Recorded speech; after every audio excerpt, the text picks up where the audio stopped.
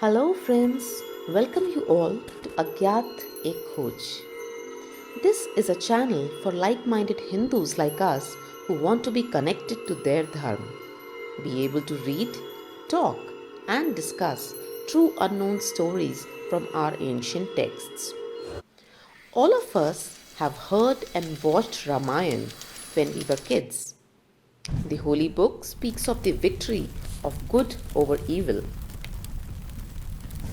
Our knowledge of Ramayana is limited to the tales of faithful Lord Hanuman, unbeatable Lord Ram, purest of all Goddess Sita, fearless Lakshman, and the most intelligent but lustful and proud Ravan.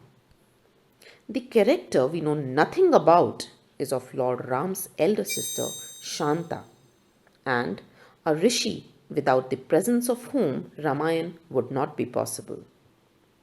Who was this Rishi and what role did he play in setting the stage for Ramayana to unfold? It all started with Dashrath's birth.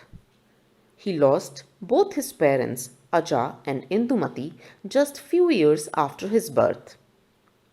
He learnt all Shastras, including archery, at a very young age and grew up to become the gallant king of South Kosala, who could drive a chariot in 10 directions, hence his name, Dashrath.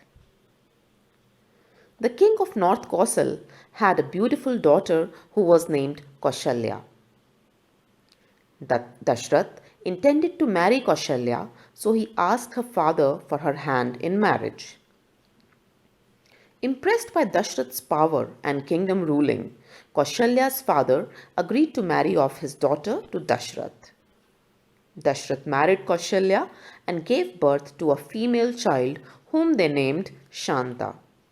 She was the epitome of poise, peace, and harmony. She grew up to be a beautiful princess with qualities of a warrior. Dashrath loved her, but the pains of not being able to give a prince to his kingdom was something he could not bear. He married Sumitra and Kaikeyi with the hope to give an heir to Ayodhya. But years went by and Ayodhya never received good news of their awaiting. Meanwhile, Raja Romapad of Ang was husband of Varshini, the elder sister of Kaushalya, who were childless even after long years of their marriage. Raja Dashrath and Raja Romapad were childhood friends as they studied in the same ashram. Once, when Varshini was in Ayodhya, she was mesmerized with child Shanta and loved her so much, which instigated her to ask King Dashrath for the adoption of Shanta. Kaushalya, sympathetic at her sister's plight, immediately said yes without thinking.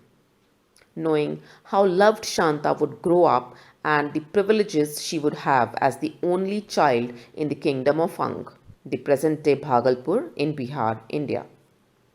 So, Shanta was given up for adoption to Romapad and Varshini with due rituals. King Romapad loved Shanta so much that when she grew, she forgot about Kaushalya and Dashrath. Now she only knew about Romapad was his father and kingdom of Ang was her home. Shanta was given lessons in Veda, warfare and arts and craft. One day, Romapad was busy in a conversation with his daughter when he left the plea of a Brahmin unheard. Romapad did not pay attention to him, and that agitated Lord Indra, and he ceased the falling of rain over the kingdom of Ang, cause of which a heavy drought and famine wreaked havoc in his kingdom.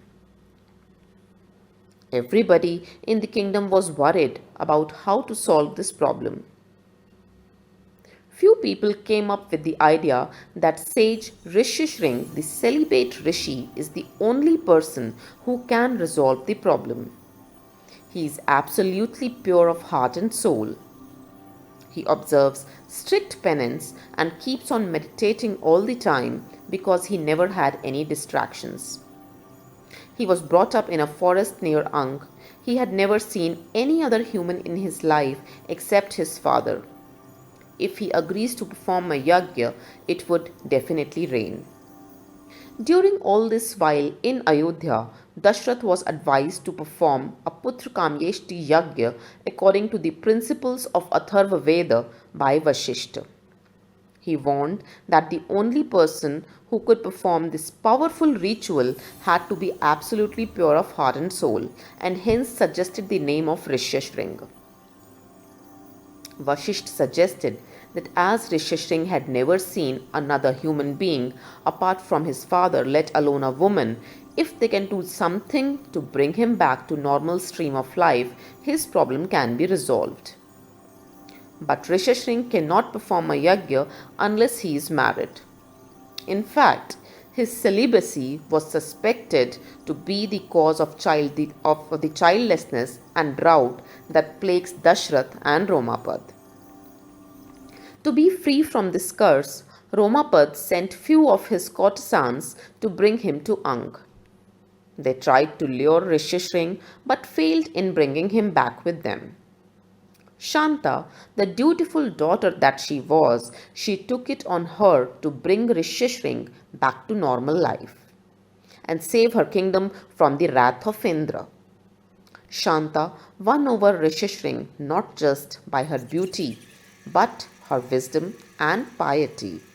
She convinced him that he was born to do much greater things than to just be engrossed in penance. After all, what good is his penance and greatness for if not utilized for the betterment of mankind? With this logic, Rishyashring decided to perform the yajna for Ang, which succeeded, and Ang received bountiful rains. To pay honor to the rishi, both Romapad and Dashrath decided to marry off Shanta to Rishyashring. After their marriage, Dashrath humbly requests his son-in-law to help him perform the Putra Kamyeshti Yajna for progeny.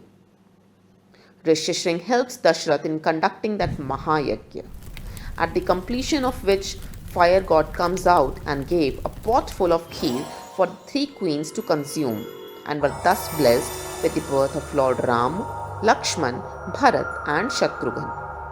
Had it not been for Shanta and Rishyashring, we all would have been deprived of a great epic which has been a source of inspiration to the mankind.